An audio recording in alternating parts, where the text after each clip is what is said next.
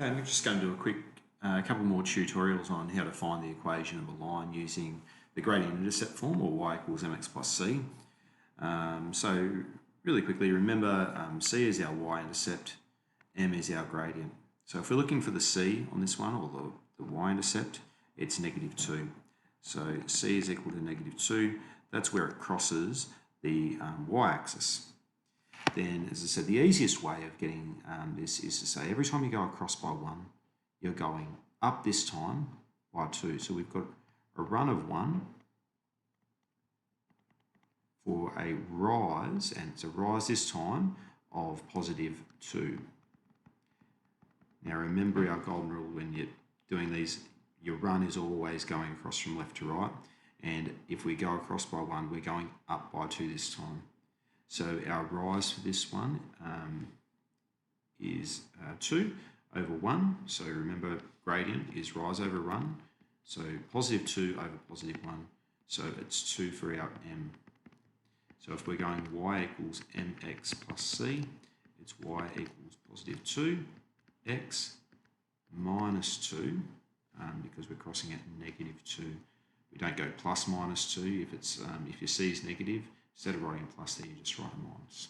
So that's our equation of that line, y equals 2x minus 2. Let's have a look over at this one, and we'll try and do this one pretty quickly as well. Go straight to our c. Our c is equal to 1 this time. Let's see, as we go across by 1 here, we are going down by 1, 2, 3 to reach the next point. So our m for this one, or we can still do it as rise. Our rise is -3 this time, because remember, as we're going across this way, if we go across for a run of 1, you are going down by 3. So remember, if it's m equals rise over run, it is -3 this time over 1, which is -3. So when we go and put in y equals mx plus c, it is y equals -3 via m, x plus 1 was where we're crossing the y-axis.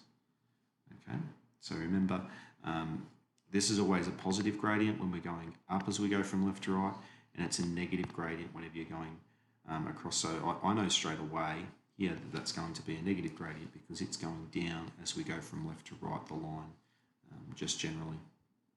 Doing another couple of quick ones here. Again, first thing, work out your y-intercept. C is equal to 5. Now this time when we go across by 1, we're going up by 1. Across by 1, up by 1. So we've got a rise of +1 for a run of +1 as well. So our m for this one, if it's rise over run, is +1 over +1, or just 1. So with this one, again, y equals mx plus c, it'll be y equals m, which is 1, x plus 5. Now, the only issue with this one is that 1 there, we generally don't write. If it's 1x, we know that we don't write 1x, we just write it as x. So in the back of the textbook, or your preferred answer would be just y equals x plus 5. If you write 1x plus 5 in a test, I'll still accept it.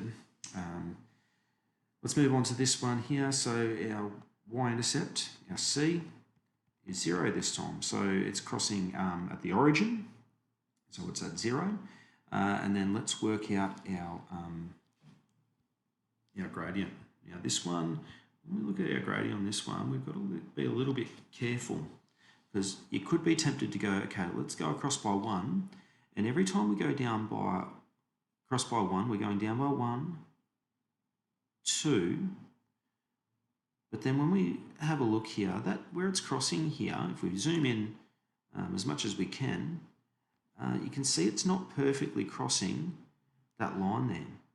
So with this one, it's a little bit trickier. We can't actually say that this one has a gradient of -2 or of -3 for that matter. We could guess maybe 2.5, but the best thing in this one is to actually scan this line and try and find something where a spot where it's neatly crossing over with whole numbers. And that's where you find it there. Okay, so we know it's crossing the origin here neatly. And now let's have a look at our rise over run. This time, we are going across 2 this time and down by 5. So our rise this time is -5. Our run is across 2. So this time when we do m, our gradient is rise over run. Our rise is -5. It's going down by 5 every time we go across by 2.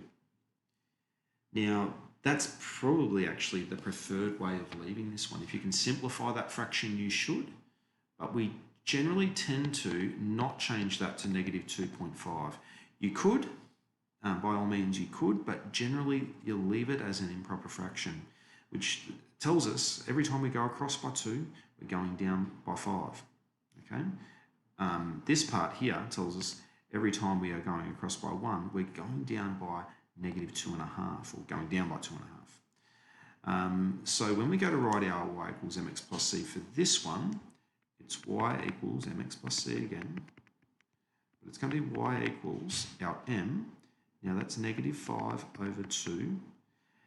Then we write our x. Now there's a couple of ways you can write your x. You can just write your x over to the side like that, or you can tuck it in next to the -5 up the top there. What you definitely don't do though is put the x down the bottom. That would be incorrect. So x either to the side or up next to the 5 when we write our x here. So then our plus c, now we could write plus 0, but that's a little bit weird to write. I mean, generally if you're saying 7 plus 0, you're not going to say 7 plus 0, you're just going to say it's 7. So we tend to just not even write that when the 0 is there. So that's y equals -5 over 2x is your final answer. Okay, I hope that helped, and hope that you're going to be all right now with linear equations.